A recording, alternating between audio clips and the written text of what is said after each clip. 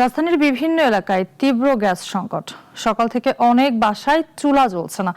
ধানমন্ডি, মোহাম্মদপুর, মিরপুর সহ বেশ কয়েকটি এলাকায় কমে গেছে গ্যাসের চাপ। রান্না করতে গিয়ে ভোগান্তিতে পড়ছেন নগরবাসী। কেউ মাটির চুলায়, কেউ বা আবার সিলিন্ডারে রান্না করছেন।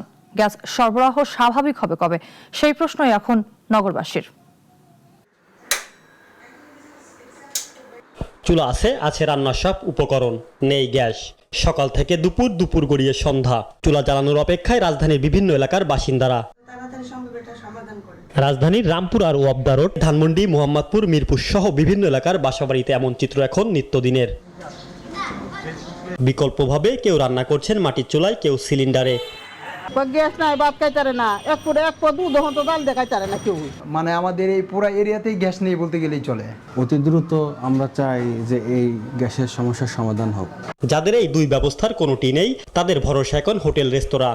আমাদের এই এলাকা বাইরে তাদের বহুত কষ্ট দিতেছে, রান্নাবের কষ্ট দিতেছে, মানে হোটেল থেকে কিনে না খায়, মানে এই ব্ল্যাকে চুলা রান্ধে। তো বিকল্পভাবে কিনা খাওয়া হইতেছে, হয়তো বেশিরভাগই কিনা খাওয়া হইতেছে। শুধু একটি বেলার রান্না নয়, গ্যাস সংকটের প্রভাব পড়েছে পুরো জীবনযাত্রায়। দীর্ঘদিন ধরে আমাদের কোনো গ্যাস নাই চুলায়।